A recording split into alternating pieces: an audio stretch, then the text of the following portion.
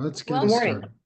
yeah, welcome to the Gap Mastermind, where we bring you topics about growth, action, and productivity. Today we have an exciting class with Michelle Saward, and we're super excited to have Michelle join us. I'll tell you a little bit about her. She has been with EXP for, and I'm sorry, Michelle, I'm not looking at your bio right now, but I'm thinking it's been about 7, 8 Make it up. years. Yeah. And you are a 7 times icon agent, and you came into the company with 3 agents, and you're now at 1,700 agents plus growing. And super excited to have you on the call today. You're going to be talking to us about mindset. And Yeah. So I'll just kind of let you take it away. I Okay, think good. Yeah. Michelle's welcome email said 1 p.m. Eastern time for some reason. Did So my that's email? okay. Listen, we're recording this.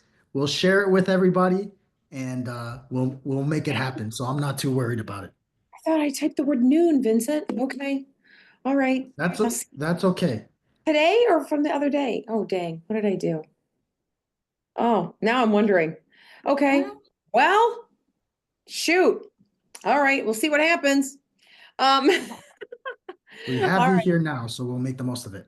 Yeah, we'll see what happens. Okay, good. I remember Michelle was on a correct me if I'm wrong. It was like a, a role play competition that you did like a Facebook live on. It was years Uh, back.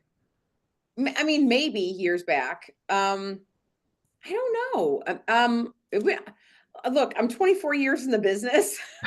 So, so Anyway, I remember you winning it. Lots So has if you don't happened. remember, I guess it happens things can often. get a little rusty in there. Yeah, I'll do what I can to help people. I don't know. I have to think. All right. Anyway, Vincent, you're looking healthy. You're looking good. It's good to see you. Good Yeah, to see you. you're looking strong. All right, good. Thank you for those who are tuning in and for joining us here today on the Gap Mastermind. And thank you, Rebecca, for the invitation to connect with your group. Yes, I appreciate that. Growth, action, production. That's the definition of Gap Mastermind, right? And so I have given some thought to this, and I'm going to take this and like just a little bit of a different direction because I want to walk you down a path to prove a point and to bring you back into the circle. So it starts with a story, really, a story about me. And it's just, I remember when I was a little girl and we had the summer swim classes at the community pool. And there were probably, 30 minutes for a swim class when you're a young little kid in the middle of the day when school is out for the summer. If everyone remembers something like this in your local community, I was in those classes. And they, at the end of class, and I was little, like, I mean, I was probably under the age of 5, like learn how to swim. You don't want your kids to drown, over the course of the summer kind of a thing. And they had at the end of class 5 minutes that they would dismiss us from class and they would allow us to go over to the diving boards. And there was a high dive and there was a low dive. And the line for the low dive was long. All the kids would run up and felt very comfortable and very confident getting in line for that low dive. But the line for the high dive was short. And when I say high dive, the pool depth was 12 feet, which means the perimeter fence was most likely 12 feet around the perimeter of the pool. So I don't know exactly how tall that diving board was, but it was encased in that in that fencing. And like I said, that line was short for the high dive. And it was mostly filled with older boys that would choose the high dive because it was the most courageous thing to do. And they would sort of push and shove and they would get out of the pool fast and they would run back in line because the goal was to get as many high dives in as possible in 5 minutes. Like, come on, How fast can, and it was always walk is what the lifeguards were yelling to the boys running out of the pool, to get back in line for this high dive. And so I remember getting in line for that high dive on numerous occasions. This was like, not only was I at that age, under the age of 5, probably impatient, but I wanted to be a little courageous. And I would climb up those steps with my little chubby legs, and every step was like ridiculously high. It was all I could do to muster up. And they were creepy because they're metal and they're see-through, and you look down and you feel like, oh God, with each step, this is scarier and scarier and scarier. All the way as you're pulling your little body up on the ladder, right? And I remember walking out on that plank, and the most invigorating thing for me was that I could look over to the right and I could see the parents sitting in the stands through the fence. And I just remember looking at their reaction on their faces to see this little girl out of all these older boys climbing her way up to the top and standing on that platform. And they were just wondering, is she going to chicken out and go back down? Which, by the way, if you chicken out and you turn around and you go back down, the boys are furious because they're in line on the ladder waiting for you to jump so they could go to the platform. All the boys have to walk back down the ladder if you do that. And then they're mad because you robbed them of their 5 minutes. So there's like some serious pressure going on from behind. And so me standing on that platform and looking out to the parents, I could hear the parents from previous jumpers doing what they did in the 1980s during the fireworks display. And if you're old enough to remember what that was, ooh, ah, do you remember? All the audience would applaud at each one of the jumps. And so I really didn't have a lot of body weight to make that board bounce, but I did have the courage to jump. So I would just make that splash. And I tell you, it definitely wasn't the climb that excited me most. It wasn't the parents in the stand that excited me most. What excited me most was being at the bottom of the pool and being free and being weightless and being in this amazing silence and this abyss of water where I could just feel so free and buoyant and unencumbered for just a few minutes. And then I would get to the bottom of the pool with that body weight, if I could get to the bottom of the pool. And then I'm out of breath. I'm freaking out of breath.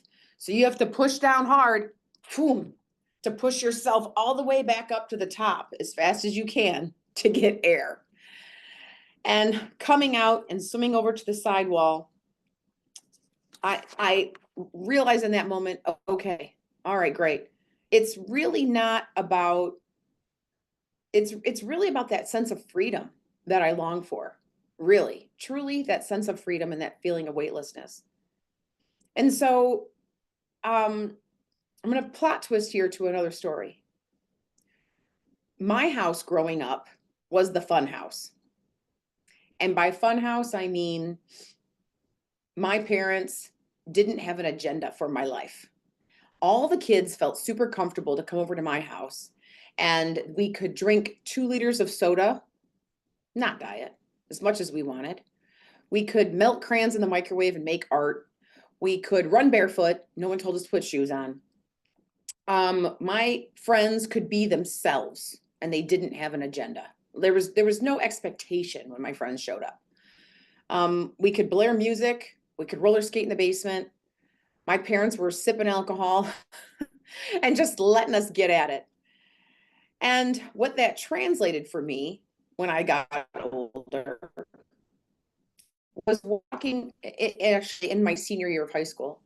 I walked down the street to my friend's Amanda's house, and I was high as a kite, and I was wasted. And I walked down the street in my senior year, just a few doors over, to see Amanda packing up her stuff and decluttering her bedroom. And I asked her, what is she doing? Because I thought she wanted to go out, let's go party. Let's carry on with this. And she said, I'm decluttering and unpacking so that I can go away to school. And I said, what? Go away to school? When are you leaving? And she's like, well, in a couple weeks. I'm just trying to figure out what's junk and what should be donated and what I have room to take in my dorm. And I was shocked, to say the least. Completely shocked. There was no plan in my life and no conversation in my house about college. Amanda then shared with me that you should have applied for school at the beginning of the senior year and that there were aptitude tests that you needed to take. And me, I partied so much in school that I didn't know what I was going to do. I had no plan, zero. And I left there. I walked away from her house really pissed off, walking about 4 doors down back to my house, where I walked in the front door and I said, Mom, Dad, Amanda says she's leaving for college and I don't think you guys you never told me I had to apply or I had to do anything to go to college. Like, what am I going to do? And my dad said, well, I guess you had better go on down to some of these colleges and just see if they want to take you. Like, how are we going to afford this? Like, what are we going to do? I don't know. Guess you better get a job and try to figure it out. Maybe they'll give you some grant money or do some loans or something. I'm like, well, what was I going to do after I graduated? Well, you never really talked about college much. We just didn't think it was of interest to you. So there was no plan. And I'm sharing these couple stories with you because I learned a few things along the way, which is from college, actually, I had to take the action steps necessary to propel myself and to move forward because there was pain and there was fear and there was concern and there was doubt. And so when I look back on those times of my life, I learned a few things by climbing up those high dive stairs, which is just to take one step, the next step, to face my fears, to always keep looking up, to avoid looking down at the things that scare me, and to rely myself to be the breakthrough that I seek, to be the solution to my own problems or my own concerns. Nobody's going to do it for you. Nobody's going to help you. But if you don't create a compelling enough reason to propel yourself forward and to climb to the next highest rung and to reach for what is possible for you, there's no one coming to save you. A lifeguard wasn't going to jump in when I was allegedly supposed to be headed off to college and save me. That wasn't going to happen. And the only person screaming at my back at that time was the fear of living with my parents for several more years until I could launch. And so if you're in a position where you're looking to grow, it's important to remember those moments in your life where you realize that you are responsible for your own success.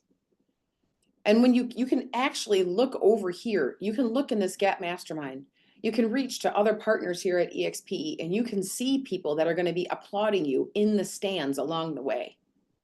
Now, I'm happy to say I finished on the dean's list at University of Michigan by paying my own way and getting student loans. I became a lifeguard to pay my way through college, actually. That was one of the jobs that I did. I moved out 364 days after I turned 18, and I bartended as well, and I paid my way. My student loans are paid. There's no concern there. It's done. Quit for my master's. I did quit my master's. I didn't finish that because I was hanging on to a life that didn't want me at that point. But it is possible if you just reach for that higher bit, the next step, really.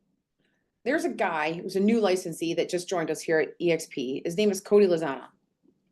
And I was on a mastermind call with him, oh God, probably 2 months ago.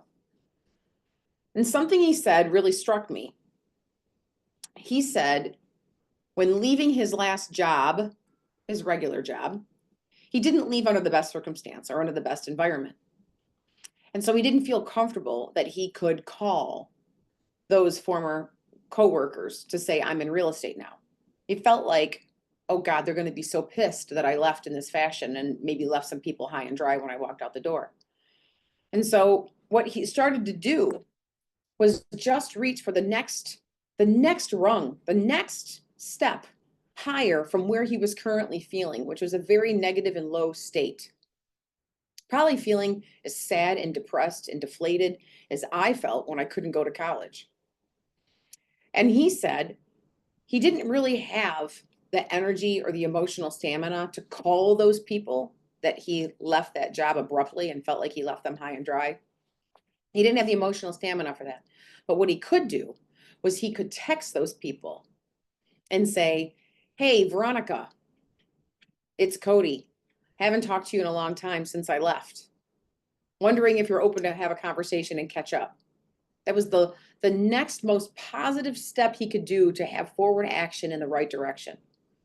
And when he started to get, yes, it'd be great to connect. Yes, it'd be great to connect. Yes, it could be great to connect. And he started getting that from Veronica and from Vincent and from Rebecca and from Dimitri. It only took a few yeses for him to realize not everybody at the whole freaking company was pissed that he left. And from those small incremental steps, he was able to then get invited to a social mixer. And he realized at that mixer, oh my God, there's so many more people here who don't know me and like to talk about real estate, and they want to connect and they want to grow. So I'm saying this also to you because if you're in an energetic state where you're finding it hard to even just have the courage to take the next step to go higher, to ultimately get you exactly where you want to go and what you're seeking, what is the next possible step, the next energetic reach you can do that's just a little bit more elevated from where you currently are? That's the question that you have to ask yourself. Okay, what is the lowest bar move I could take that would put me in a place where I don't feel like I'm failing? So if your end game is to sell 100 homes a year, that may be a big high bar that's overwhelming you, feeling like a high dive that is like so ridiculously scary and insurmountable, and the pressure's at your back to do that. Just put your foot on the bottom rung and make the goal be to put your foot on the bottom rung. Actually, I had this conversation with another agent over at Century 21 about a week ago. He goes, I see that you're doing more on social media. What's your intention? I said, my intention is to be consistent. And he laughed. And he's like, it's not like this big end game where you want to get X amount of deals out of it or recruit X amount of agents on it. I'm like, no. The goal is for me to have that low bar of just creating that disciplined action. And so I can see I made a few typos in my disciplined action today, but we're getting there. And doing more for that. So, you know, the GAP Mastermind, it is growth, action, production. It starts with growth, right? Personal growth. You're not going to move yourself into action unless you're willing to take a low bar step first and foremost. You have to grow as an individual by doing the action steps to get the production that you're looking for, right? So, you know, again, I know I've said this before, but you know, you've got to figure out what it is for you. What is your next action step and what are you willing to commit to? And here's the trick. This is such a trick. Is that you hearing my story today could trick your brain into thinking that you've already taken the next step. By hearing a story, humans have a really good way of saying, I understand it now. I comprehend it now. I've got it. I know I just read a book on what to eat for good nutrition and health. I know what to do.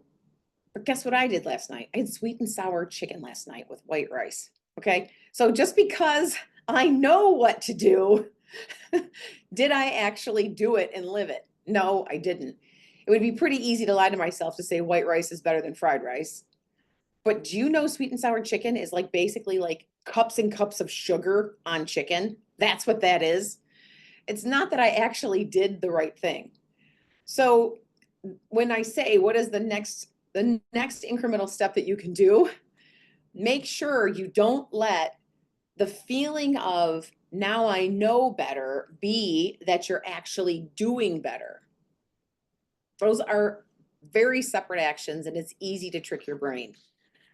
So let's see, what is this? No, I don't have slides. No, I don't. It's me. This is what you got. All right, good. So yeah, I just I don't know. I'd love to hear how this is like resonating with you. Wow, look at all the people that showed up. You guys got a heck of a group. I would love to hear how this is resonating with you, what your takeaways are from this, where your head's at with next action steps, and how can I support you? That's what I'm asking. How can I support you in your journey? Michelle, I love Hi, this. Michelle. Go ahead, Didi. Yeah. Can we unmute ourselves, Rebecca, or no? Yep. Can we unmute or? Yep. Go for it. Go for it. I'll let Well, Rebecca moderate. Yeah. Dee Dee, go ahead. Sorry. Rebecca, you give me the okay, Rebecca. Is it okay? Yeah, absolutely. Take Okay, it. well, I want to say thank you, Michelle, Rebecca, and Vincent for bringing Michelle on today. This is great that going the next step, taking that next step up to the high dive. I'm at a point now that I'm doing luxury and I prepared 3 presentations for prospective clients, and I am so afraid to mail them out and not being prepared to take them on if they do call me and say, wow, this presentation is amazing, because it is luxury division puts this out for us. I mean, it puts it together for us. It's beautiful. It's so beautiful that I am so confident that they're going to call me, but am I ready to take that high dive because I haven't listed in such a high price range? And to be ready to do what I'm promising in the presentation, to do the drone shoots and all that good stuff. And I know other agents here can do it like that, right? But this will be my first time, and these clients, one I know that is extremely amazing person, and the other two, I don't know how they'll react, but Michelle, this is resonating with me right now, because after this, I'm heading to the post office and I'm like, should I let them go? They're doing you no good on your desk, Dee Dee. Right? They're not doing anything. They're beautiful. They're just sitting there.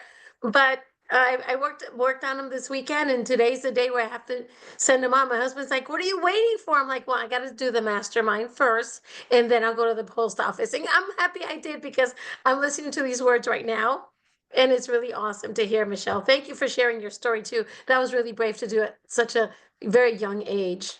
You Yeah. know, Well, that was brave. well, thank you. I think it's indicative of what you want to, these little windows as a kid, right? These little windows of who you are as a kid, right, will show up later in life. And so I'm really proud of you for just putting those damn things in the mailbox, because here's the thing, Dee Dee, you don't need to give yourself such anxiety about what happens when they call. You have permission, luxury listings, to slow it down. It's not like a listing that has to go on the market in the next 24 hours from the minute that they sign with you. It's Right. okay, we're going to make a plan. We're going to schedule a drone photography. We're going to do, right? So you get to Right. slow it down. You get a chance to like learn as you go. And so just, yeah, just, first step, Thank you mailbox. so much for that. Thank you. And I will think about that. And let me tell you, what you said to me resonates, and it gave me courage. So thank you so much for your words today, Michelle. Thank you for sharing. Yeah, thank you.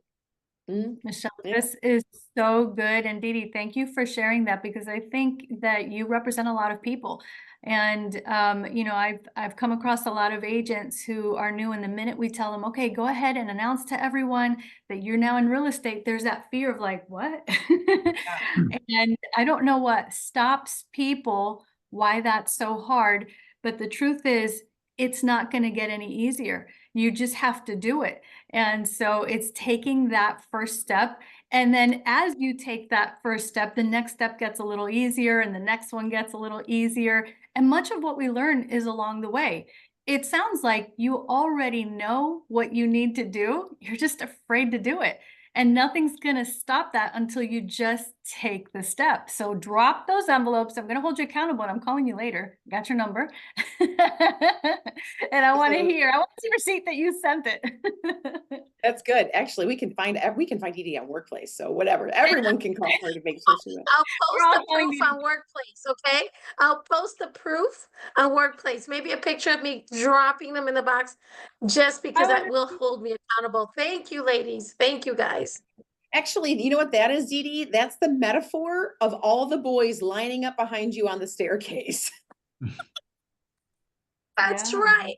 That's right. Because they're like, man, Dee Dee didn't do it. She chickened out. Oh my God, I don't want to chicken out. No way.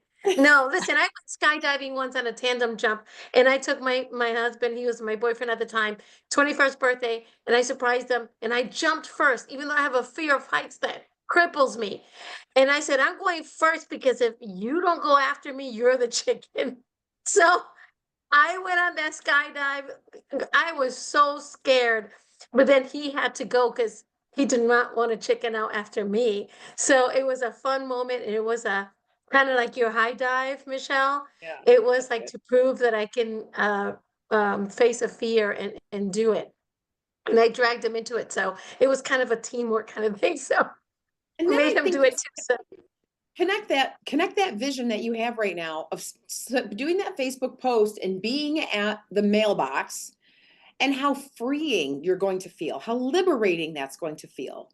Like, so connect that emotion to the action of completion. Hmm. Yeah. we'll that's do good. that. That's a good point. We'll do that. Because See you're how it talking feels about it and you're lighting up. You're like, I'm going to take a picture of putting this stuff in the mailbox. And you're like, your face just changes. But you know what I think, Michelle, because maybe most of us, maybe a lot of the people here will share this. I really don't fear failure. I fear success because it comes with such responsibility and carrying on that I mean, I see a lot of rock stars here, yourself included, and I'm like, oh, they're amazing people. I'm learning from so many people here, like Rebecca, Veronica, everybody here. So just to keep up with them, like that must be really hard. So I have so much energy and I want to share so much and help so much. It's just a fear of how will this end up, not knowing. So we'll see. I am fairly new. I'm on my second year, but these guys make me feel like I'm a pro just because I have their backup. I can reach out to any of these people here, Rebecca, everybody on the mastermind, anybody at EXP. So I feel very supported. It's just that fear of actually for it blowing up and having, oh Yeah. my God, now I need a team. Now I need a team. So thank you, ladies, again. It's Yeah, good can stuff. I It's add something here? I mean, with Yeah. Michelle and everything you shared, what comes up with me is that progress is happiness, right? So getting up that ladder one step at a time and seeing that progress. Hey, I'm getting closer to the top. I'm getting closer to the top. Like that. That to me is gratifying. Okay. Yeah. The other thing that came up is I heard another speaker the other day. I think it was Friday. Sahil Bloom. He's the author of 5 Types of Wealth, and Okay. his message was, don't let optimal get in the way of beneficial. Okay. You don't have to have that perfect dive before you Right. jump off the platform. You don't have to have that perfect presentation before you go out there and talk to that luxury homeowner. No, you Right? You don't. have all of us behind you, have all of us to help you out. You've got the entire luxury division behind you.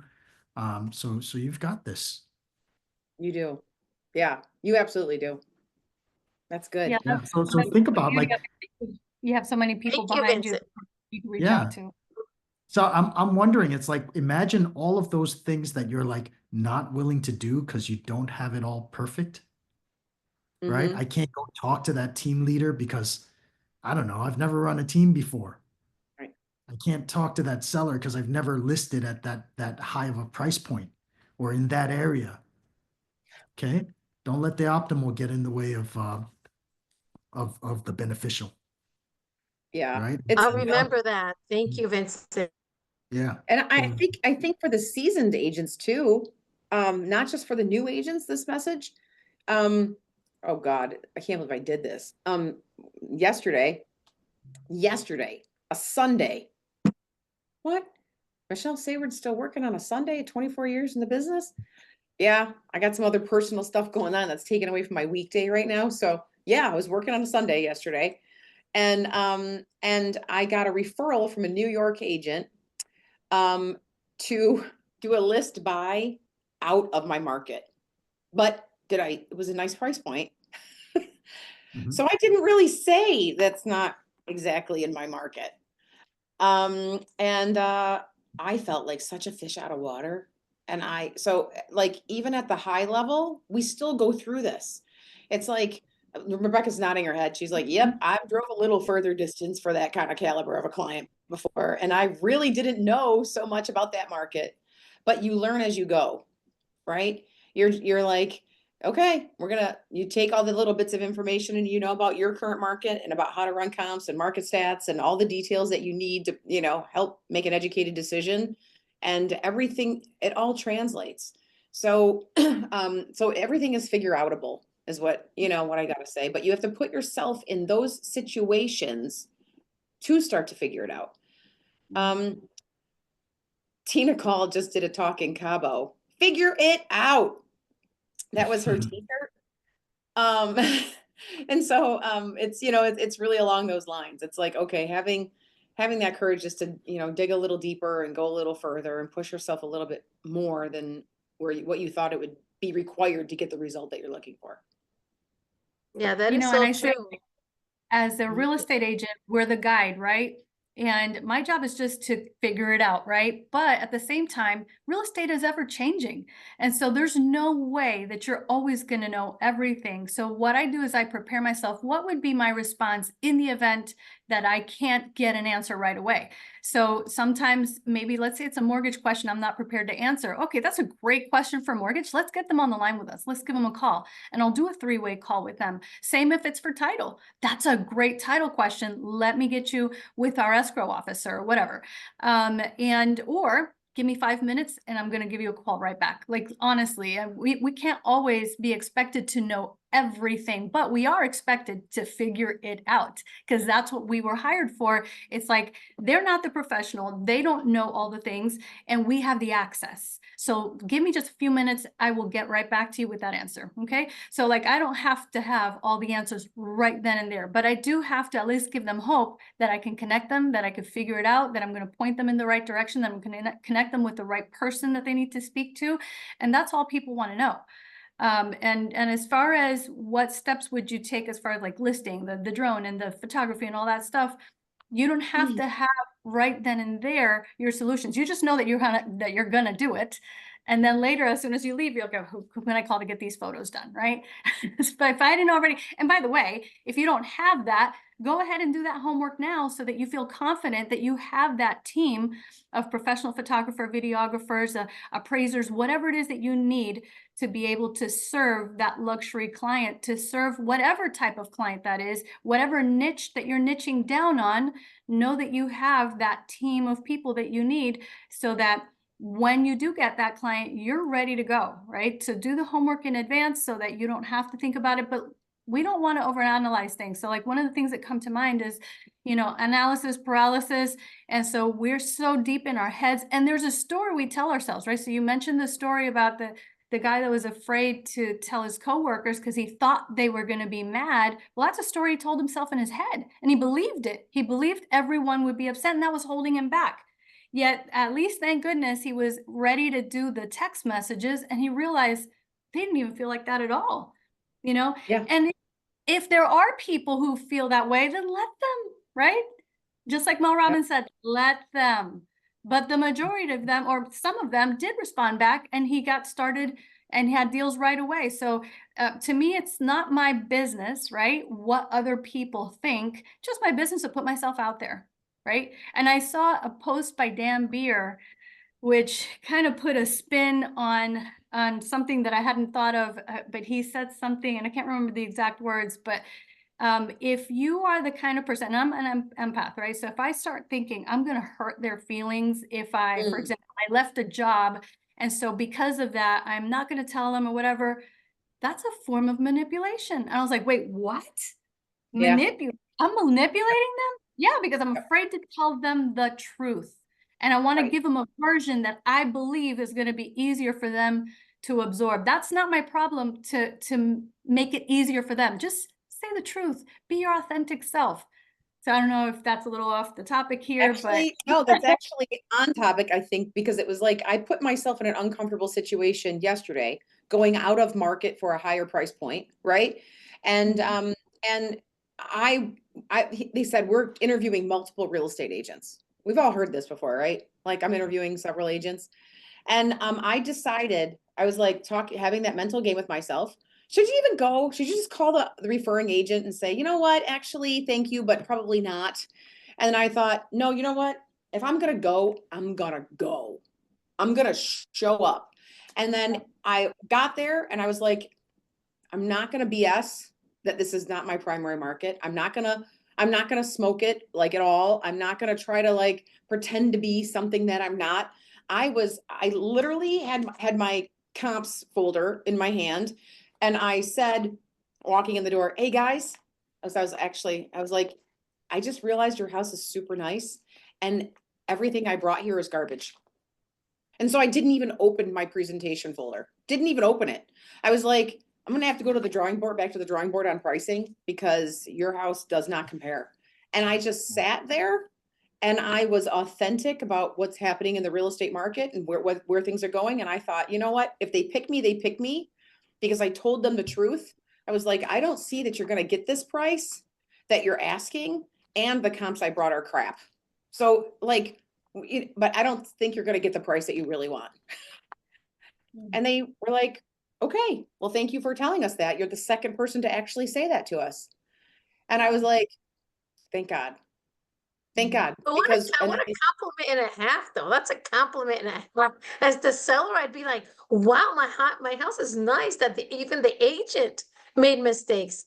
You know, yeah, it's just I think that is awesome. own it. And I think that's But own those mistakes, even in the moment. Like if you can't, I thought I was figuring it out. And then I walked in the front door, I was like, oh, they had some, when they weren't kidding when they said that they were remodeling, they got some good choices up in here. This is exceptionally nice. This is not, you know, this is some high end stuff, quality materials.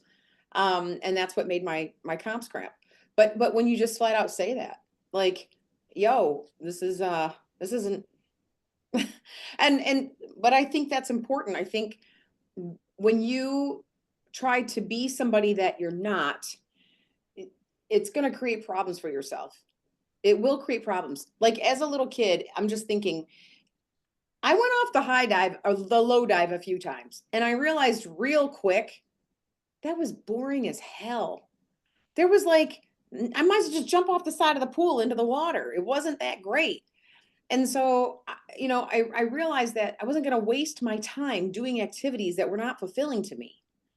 And so, you know, being authentic on a listing appointment and just reaching for that next higher possibility, does that feel fulfilling to you? Like, what is it that it's going to feel fulfilling as hell when DD goes to the freaking mailbox? It's going to feel so freaking good.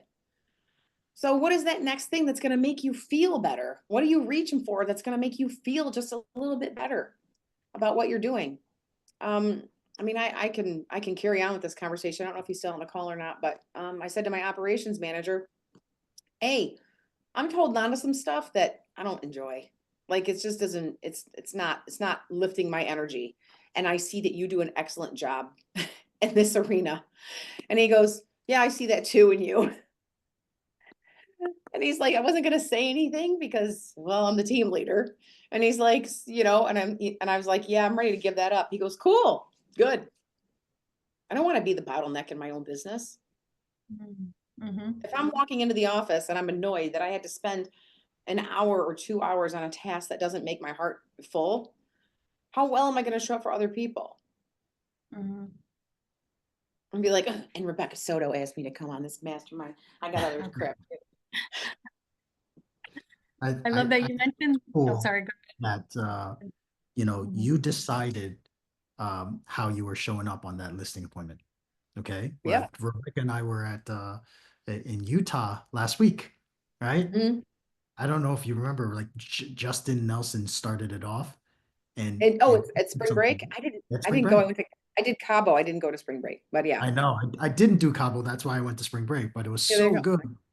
And Justin started it off, and he said, uh, "Wherever you go, there you are." And Mhm. I got that to mean like you could show up any way you want. Like you could Mhm. come on one of these Zooms and just, camera off and no talking and I'm either listen, I'm here, I'm not here, who knows? Okay. Or you could show up and be the Zoom, Right. right? Yeah. And you decided how you showed up at that listing presentation, somebody that was just, crossing their fingers and hopefully I'll get the listing, or walking in there and just saying, "Hey, I got this," Yep. right? Yep. Proper comps or not. Yeah. Exactly. Proper cups or not. That's exactly right. Someone wrote in the chat here earlier. I think is it Evelyn Ouellette? Ouellette? I don't know for sure. Ouellette, maybe. Is that right? I fear Willette. success. She Well wrote that? it. Yeah, Okay. it's well it. Okay. Like welcome. Oh, Ouellette. Okay. All right. I fear success. Uh, Can I dig into this or should I not ask this question? Ye- Yeah, What? no, it was not from me. It was one of you who said it. Oh, Yeah, okay. Oh, I got it. said that I Okay. didn't, that I said that I didn't fear failure, but I do fear success. Okay. Yeah, and It's it very, resonated it's with very me scary. because I thought, yeah, because it comes with responsibilities, right? And clients and needs and all that. So, yeah, so I appreciate you sharing that. It's helpful. Okay. Good. Okay. Well, stop doing that to yourself, damn it. Both of you. So feel free to go into it, Michelle. If you want to go into it, feel free to go into it because many of us are probably feeling the same way, but are afraid to say it, Dee Dee, right? that is, oh my God. I had such an aha around this. So, um, I have done ayahuasca lots of times. I'm not saying you have to go do it, but I've done it a lot. Okay. And one of the things that they talk about is shadow work when you go and do that. It's talking about facing your fears and going into your darkness because I believe it's all communication from the universe. If it hurts, don't do it. If it feels good, do more of it. It's just trying to guide you over which way you should go with things or how you should move or lessons you should learn. It's not like anything is quote unquote good or bad. There's no good or bad, really, in the big picture of things. You can't label or judge things. It's just communication trying to tell you which way you should go and what would be the helpful way for you to grow in your life. That's it. So I was procrastinating. I was procrastinating about doing more social media. And I attached a big, nasty story around it about how overwhelming it's going to be and how hard it's going to be, and maybe a little bit of fear of success too. Like, what happens if people actually like what I'm saying, and like all of this stuff. And do you know what I realized? I realized that if I'm talking this big game about face your fears and going into it, something so simple as procrastination is your darkness. That is your obstacle. The obstacle is the way. That's the Ryan Holiday book, right? It's sneaky, dude. Like your dark side of yourself and your shadow, it is crafty, mofo. I'm gonna tell you, really. Um, it shows up in the form of like procrastination and self-sabotage. But you are very convincing. You are a great salesperson to talk yourself out of doing things that will get you success. You are so good. You sell yourself every day about why you shouldn't get out of bed on time and why it's okay to eat sweet and sour chicken. That but that is that is your that is going into your darkness, and that's really like challenging it. And so I got to the point where I got pissed and I was like, you know what? Holy crap, you sneaky SOB. You're trying to keep me playing small by keeping me off social media and not connecting with my audience. And if I really talk a good game about diving into the darkness and facing your fears and doing it anyway, then I need to start really facing that freaking fear and doing the social media anyway, regardless of what's going on in my day. Regardless. It's tricky. You just got to like keep calling it out if you want to win. And taking baby steps. My goal was just to be more consistent. It wasn't quality of content. It wasn't like capturing all these leads and no. Just simple. The I love lowest. Guess it's just what is it? Doing it imperfectly perfect. Yeah, For sure. For right. I mean, sure. it's the same kind of concept. Like I say the hardest part about going to the gym is getting in the car. Mhm. Yep. Straight up, that is the hardest part about going into the gym. And Waking up in the morning for it, because you gotta get up earlier for the time that I prefer to go to the gym. And it's like, I will talk myself out of it almost every time. the hardest part is getting in the car. Because once you're in the car, you're like, okay, well, I've made it this far. I think this So was so very relatable and so very important because regardless of where we are, you know, in production, in organization, and you know, the time in the business, like we're all dealing with this stuff, right? Mhm. So I appreciate you just kind of coming here Yeah. and putting a nice little perspective on it that we could all relate to. Good. Good. I'm glad. I'm seeing I- some nice people here talking like, thank you. I feel alive. Amen. I'm on a camera, but I'm like, yes. Okay, good. I like it. I Thank you. love it. I'm glad. I have a chat GPT prompt that I had picked up from Nick Krem. He had shared online, and it was act as an elite strategic advisor. And it asks a series of questions, but it's really looking to find what's the bottleneck in your business. And when I used it, it told me about myself. I was like, holy smokes. And of course, it's also asking it not to hold back, to no BS, no nonsense, that kind of stuff. So it was straightforward with me. And I really loved it. And I shared it with some of my partners. And each one of us had different responses, also finding their bottlenecks, because depending on what it already knows about you and what you share about your business and your fears, and every one of us have something slightly different from the other. And also our goals are different. So it literally gives you a tailored back response. And so I'd love to share it with you all. I don't know if I can get it on the chat here, but if not, I'll put it in our chat groups and I'll share it with you, Michelle, if you're interested in it. But Yeah. I Yeah. think it's interesting for us to take an audit of what we're doing, what we're looking to accomplish, and what's holding us back. And I love that ChatGPT has so much insight that it could literally pinpoint and say, here's what you need to do. Here's what's stopping you. Stop doing this. Just take action. And it'll give you your next steps. That's pretty cool. That's actually, I just found out too, you can write into Chat GPT, roast me, Oh, yeah. and you can say like, yeah, like use, you know, like, yeah. Like, so they'll do it like softly or gently, you know, but then it'll be like, if you're just like, you know, give me more and use foul language, it's like, oh my God. I'm not ready for that. I'm not ready. My feelings will get hurt. Pretty funny. It's actually pretty funny. Yeah. Yeah. Pretty funny. Imagine. That's good. Imagine. All right, good. All Well, right, thank you guys for having me. This was yeah, awesome. Michelle, we appreciate you so much. You're welcome back anytime into this group. You're one of us, okay? Of course we are. We're one Thank you, EXP. Michelle. Thank you. Thank you Yeah, so we'll much. see you guys. All right, right, appreciate bye-bye. it, everyone. Before we go, I want to let you all know we are working on our next build cruise, and the pre-registration is now available, and we're doing Build at Sea again. So if you didn't get to join us the last time, or if you did, please go ahead and pre-register. You can go to buildatsea.com. I think I could put that in the chat box real quick. Very easy, buildatsea.com, and you can get pricing for that and find out if you can go. And of course, yes, families are invited. So make a trip out of this. It's going to be fun. It's going to be August 3rd through the 7th.